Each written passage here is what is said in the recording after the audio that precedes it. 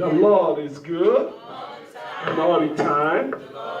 Let us ask for the blessing of the Lord upon this message before I share it. Internal rock of ages, I bless you and honor you because you know you are the Lord. The Bible says the entrance of the world brings light and understanding unto the simple. I pray, Father, Lord God, you will humble your people under the anointing of your word. That this word will bring the light and understanding you want to impart into our lives in the name of Jesus. I pray that by this word, our life will be blessed, will never be the same again in the name of Jesus. And at the end of everything, Lord, the weak will say, I am strong. And the poor will say, I am rich, just because of what you're going to do. To you alone be all the glory, honor, and praise. In Jesus' name I pray. Amen. This morning, I want to continue in the course of my message, which I shared with us 2 weeks ago, titled The Restoration of the Church. And the title, the Bible passage I used that time was Acts of Apostles chapter 3, verse 19 to 21, which says, Repent ye therefore, and be converted, that your sins may be what? May be blotted out. That is grace. When the time of refreshing shall come from the presence of the Lord, he shall send his Son, Jesus Christ, which is grace, which before was preached unto us, whom the heaven must receive, until the time of restitution of all things shall come, which God has spoken by what? By the mouth of the prophets, since the world began. And that word is what we're hearing again today. Grace. Salvation that you receive, that I receive, is by grace. The Bible says it is but by grace you are saved, not of your own doing. Some people, they are trying to merit grace. It can't be merited. It's a gift of God. You merit your certificate, you merit your degree, but grace cannot be merited. It's a gift of God, so that you and I will not boast. For me to stand before you ministering to you as a pastor is by grace. Why did God choose me? Why is God using me? It's grace. It's not that I'm better than any one of you. I wish we, pastor, will be sharing some flaws in our lives. You will understand. We don't merit it. It's just the grace that God gave us to be the one that will stand in front of you and be ministering to you. And that is it. May the Lord bless you all in the name of Jesus. Amen. Last 2 weeks, the Lord was teaching us in the course of that restoration of the church. We're meant to understand that the church has lost its truth. Our truth that the church is known for. And as a result of that, church needs to be restored from what I shared with us 2 weeks ago. And I explained to us the experience of the early church, what church used to be. Even from our teaching, even from the teaching of our brother, you can see many things, flaws that we have seen in various places of teaching, that heresy is going on. Why is heresy going on? Because they have lost the truth. They just have to look for something that will make people feel good. It's like a feel-good message again, no more the truth. And whenever the truth is preached, you see small numbers. But where heresy, entertainment, blunders are thrown out, you see people gravitating to it like anything. People no longer have confidence in the church again. Why? Because the church have lost the truth. And this is the reason why God wants to restore His church to the body of truth, to the foundation of the truth, which is the only thing that can set people free. Say, for you shall know the truth, and that truth that you have known, learn at the feet of grace, set you free from everything that has imprisoned you, physically, spiritually, financially, emotionally, otherwise. And I share with you what early church used to be. Early church used to be a powerful church where you will experience the mighty power of God. We share of our great generals in faith. We share of Joseph Ayo Babalola, whose life of ministry was just being celebrated 100 years recently. Was not last month? Yes. I was watching it online. And we find out that early church is a church of truth, of which if you dare come there alive, you will drop dead. Just like we see in the book of Acts. Ananias and Sapphira. We saw that the early church is a church that is full of character. When people need people, they say, can you get me somebody from your church because of the word, of the level of truth and godly character that they look up to in that area, but not today. The churches has lost that. In today's church, people have lost their first love. Just like the Lord is telling us in the course of our Sunday school. Something else has become the first love of people. Either their money, either their job, either their career, either their television show, or whatever. As we're sitting down here, some members of the church are watching television show when they're supposed to be in the presence of the Lord. What is that telling you? What's love is not for that God. And that's the reason why the Lord has to call Joshua to reiterate to the people about the God of Israel. Because they were caught up in their environment and begin to behave like the Canaanites, and begin to behave like the Amorites. Are we not behaving like the Americans? We don't have time for God. Oh, their God is their money. Are we not doing that? But that's not the way we are brought up. That's not the foundation of the truth in which we are grounded in. When we come here, other things become our pursuit. Just like the world we live in.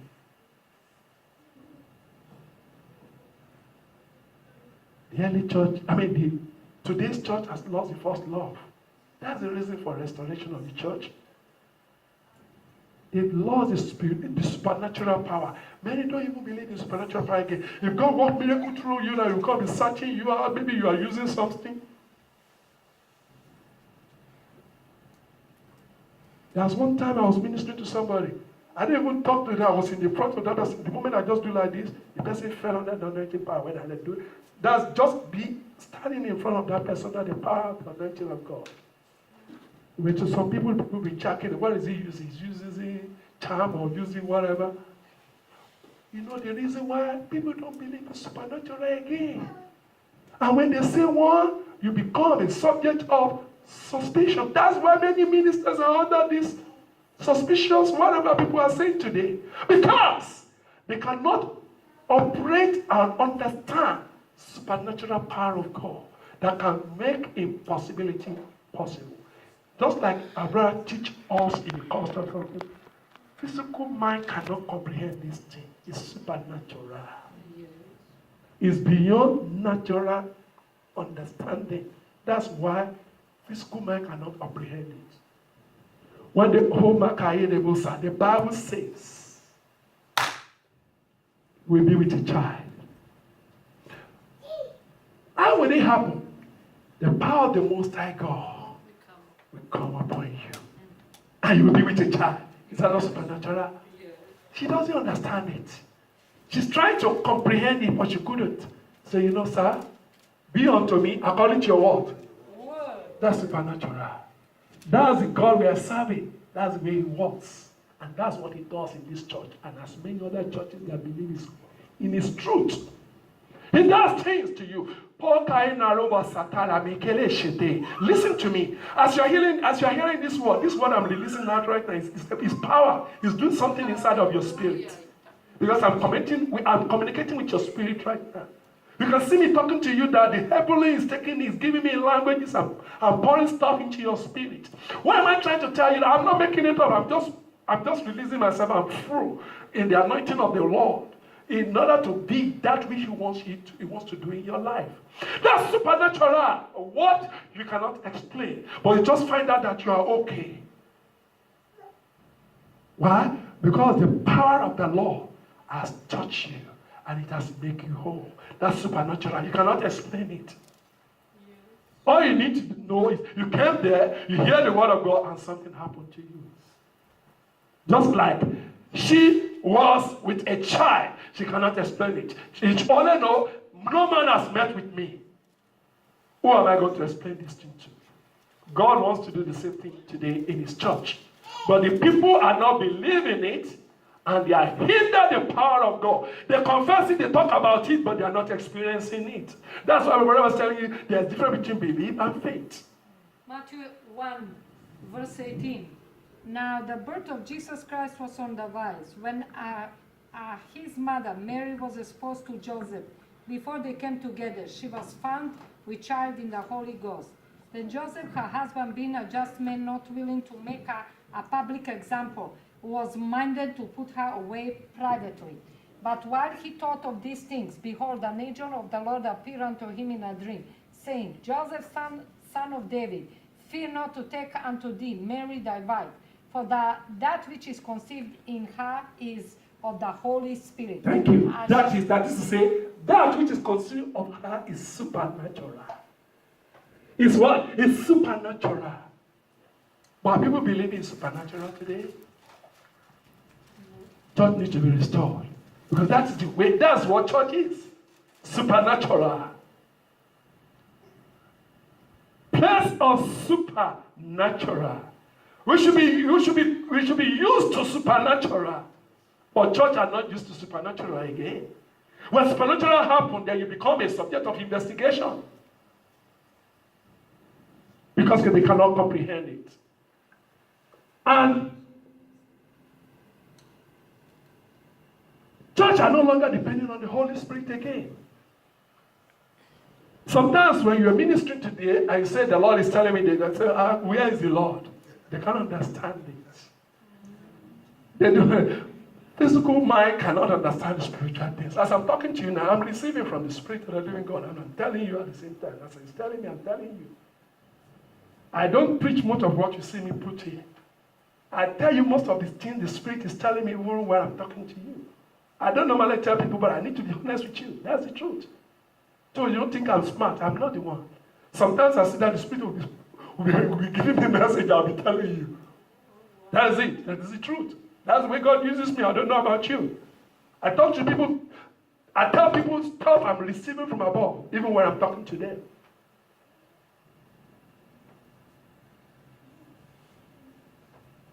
Church no longer believe in the Spirit again. Church needs to be restored. Because the church of God is given back by the Spirit of the living God. And how can we do the work of the ministry without the Spirit of the living God that gave back to it?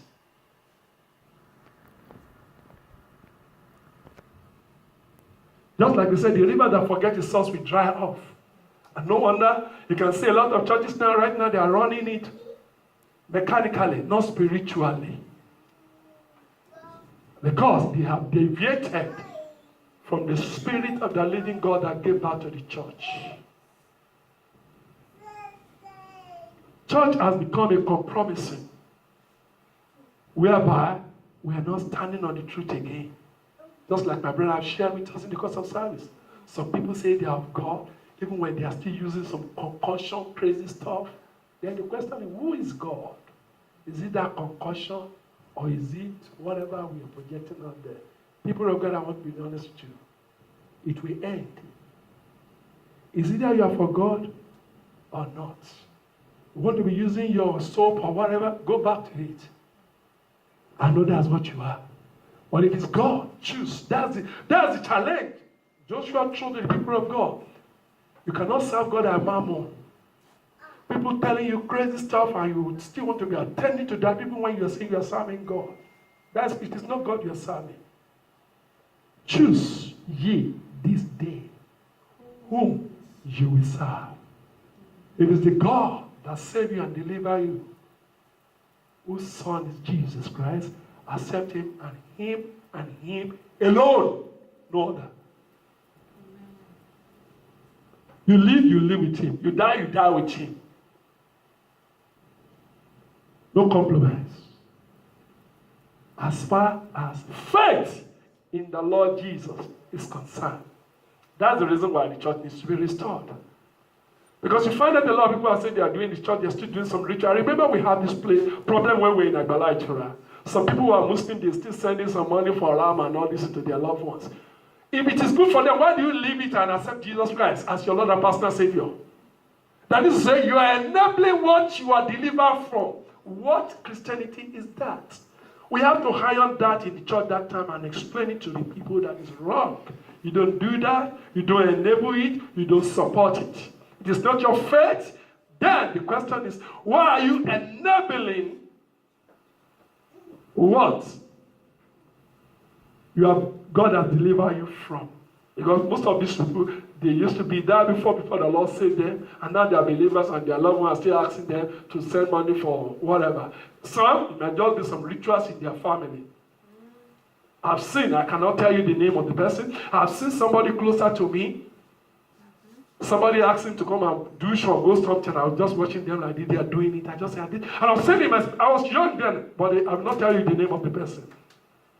I was around 6 or 7, and I see that mama doing, they put knife, pouring stuff on, and they say they are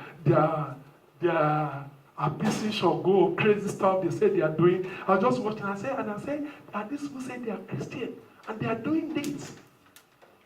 I shake my head. Just say, no, you know what? I'm not into all this stuff. It is there you begin to understand. You know what brings about that? Compromise. When people don't even know what they believe again. And God does not want you and I to be in that situation. And that's the reason why God wants to restore his church. Maybe your Lord will say, they need to do this, so nothing will not happen. Nothing will happen to you. You have accepted Jesus as your Lord and personal Savior. Believe Jesus and leave the consequences to him. Let God prove himself. No compromise. Today, I'm going to continue the course of my message. I will use the remaining few minutes to round it up. Just as I was sharing with you in the course of my message last week, that is the position where the church is that brings about restoration. Church has lost a lot of things. The manifestation of the gift of the Spirit, the fivefold ministries, plurality of the elders, priesthood of all believers. Some people don't really believe they are a priesthood of their own house. When the Bible says you are a chosen generation, a royal priesthood, some people are not taking priesthood position in their house as a believer. Something happened, they'll be calling so. They'll be calling so. They'll be calling so. For what?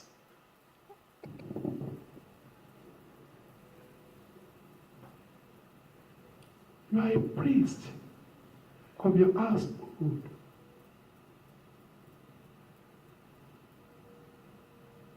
Stop calling around. That's why you fall into heresy and fake prophets. I've heard somebody say something before. I was shocked. It's a man of God. Say, let us tell them what they want to hear. I was shocked. Say, really? Say, so these people tell people what they want to hear? Not what the Lord says. I was shocked to my core. And these are the people we call. And these are the people we rush down to. Church needs to be restored. When you know this God for yourself. So how so that God will become a personal God to me. I don't serve generality God. I serve personal God. And I want you to serve a personal God that you know in whom you believe. That's the reason for restoration. So you not be tossed up and down. Restoration of the church. God promised that he is going to restore his church. That is to say, church will not continue this way. You remember Abraham wasn't it last week? When he was sharing with us about fake people, fake prophets, fake teachers, just coming and just be telling tales to the people. People have now lost the integrity in the word of the living God because of misrepresentation of the truth. I don't blame them, I blame you. Because you never take time to study the word for yourself. And because of that, they look for people like you to deceive. I don't need to come here and tell you prophetically that they are lying to you. Say they are going anywhere for you. You need to know for yourself. The Bible doesn't teach that. The Bible didn't say, be a disciple for them. Say, make disciple of what? Of all nations. I am to train you to become a disciple, not for me to continue to disciple you. If I become to disciple you, you become dependent on me. And God is not raising warriors like that. He wants me to raise you to become a warrior, disciple, disciplined men and women who know the God that they serve. And you take that God and people will sit and you will make a disciple of another person that will believe in that God. And that's how we walk. We proclaim the gospel. We make disciples of all nations. Not for you. Because a person say want to come and do what you can do for you. You know that's heresy. That's a lie from the pit of hell. You want to talk to God for you.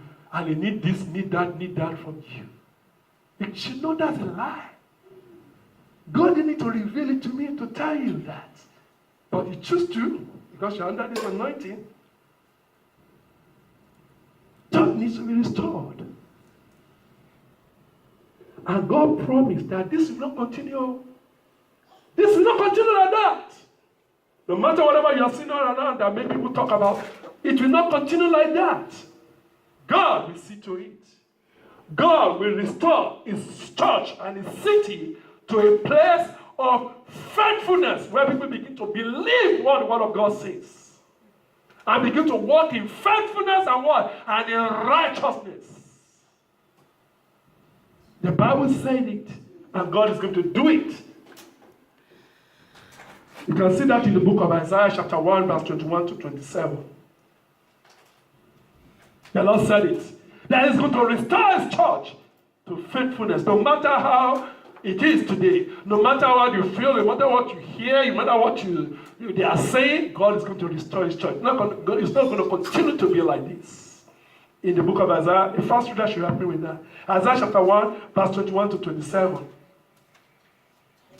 chapter 1, 21 to 27. Yes, ma'am. How is the faithful city become an harlot? How has the church become like harlots? It is full of judgment, Yes. righteousness, Yes. not in it, but now murderers. Yes. The silver is become dross. Yes. Thy wine mixed with water. Yes. Thy princes are rebellious. Yes. And companions of thieves. Yes. Everyone loveth gift and followeth after reward. Yes. They judge not the fatherless, neither doeth the cause of the widow unto Yes. them. Therefore saith the Lord, Yes. the Lord of hosts, Yes. the mighty one of Israel. Yes.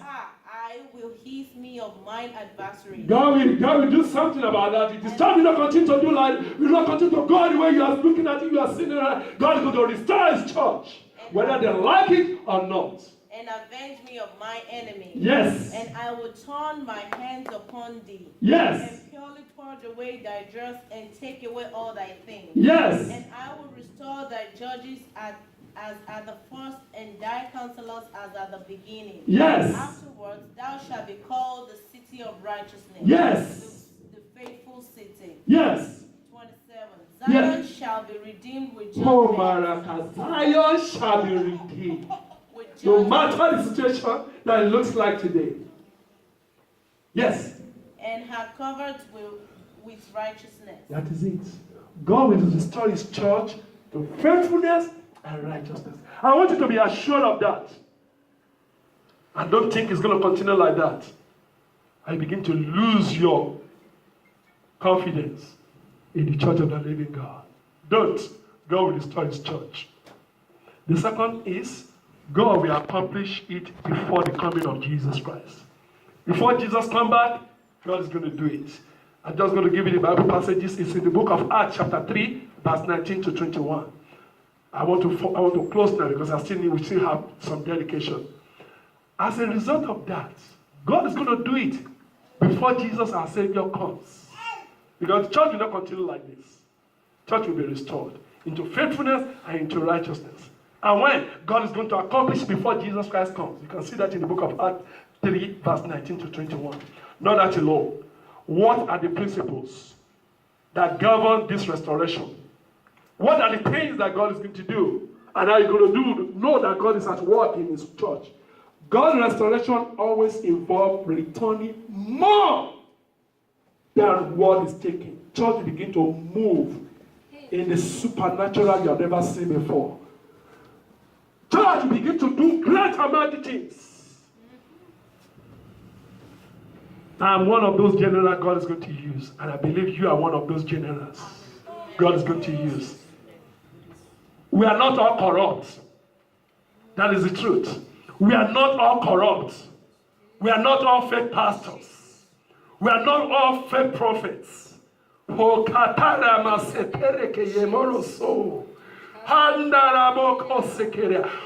not all fake teachers.